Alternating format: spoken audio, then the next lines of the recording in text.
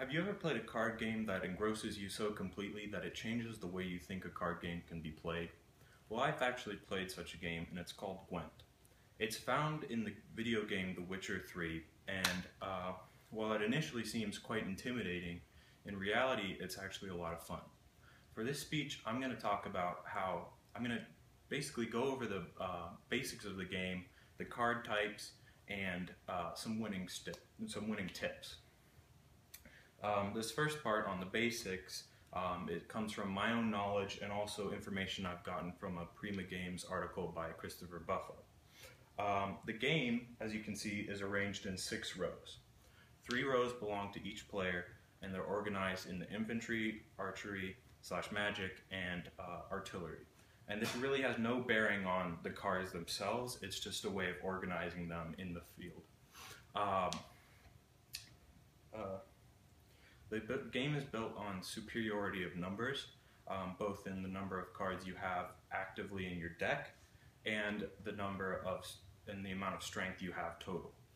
Your strength comes from a number in the top left corner of every card, and it ranges from 1 to 15, with each card having a specific strength number. It's also important to note that you cannot get any more cards from the cards you have at the beginning of the game unless you use a spy card, which adds strength to your opponent's deck but gives you 2 random cards. A game is won by winning 2 out of 3 rounds, and a round is won by having the most amount of strength total at the end of the round. A round ending when both players pass or a player is forced to pass because they have no more cards left. So, on to card types. There are many different types of cards in the Gwent. One of the most important ones is the leader card. The leader card does not have any strength, but it does have a special ability that can be used once in a game. Now, this special ability is usually one like the special cards have, which I'm going to go over now.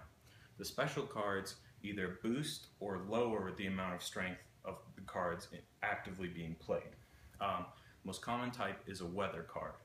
A weather card reduces all cards in one row on both sides of the board to 1. All of the cards in that row now have a strength of 1, except for hero cards. Weather effects can be cleared by a clear weather card. Next you have a decoy card, which replaces 1 active card in play. Then you have a morale card, which doubles the strength of all cards in a row.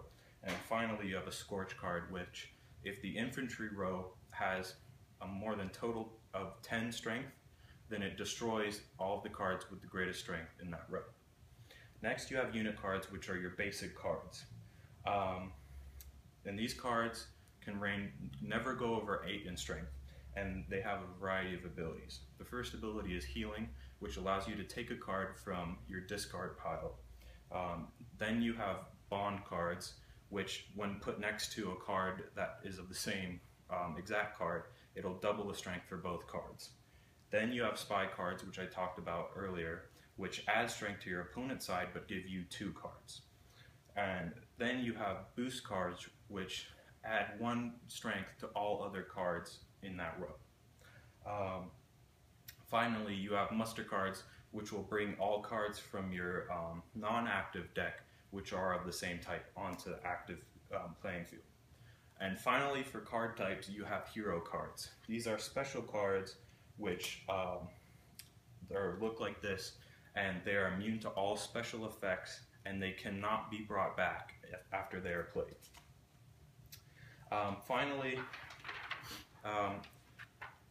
these last winning tips come from more Prima Games articles and a VG247.com article. One of the best tips is to keep your cards your playing deck at a minimum of 22 cards, and this allows you to get the best cards from your random draws. Next, always try and have the most cards in your active deck. Use spy cards as much as you can to get the most cards early on in the game. That brings me on to my next point. It's okay to lose the first round as long as you're getting the most cards out of it. You should try and use You should never go over about 10 strength in that round, but you're trying to get your opponent to use as many cards as possible. Use weather effects where your opponent is putting the most cards, like the specific row. If they're using a lot of cards in infantry, then use a weather card that affects the infantry cards. And that will really destroy their cards. And then finally, use your cards in order from weakest to strongest. This way you're left with the strongest cards at the end of the game. That's really all you need to know for playing Gwent to start. I've told you the basics, explained the card types, and given you some winning tips. So with all that knowledge, all I really have to say to you guys now is go out there and play some games.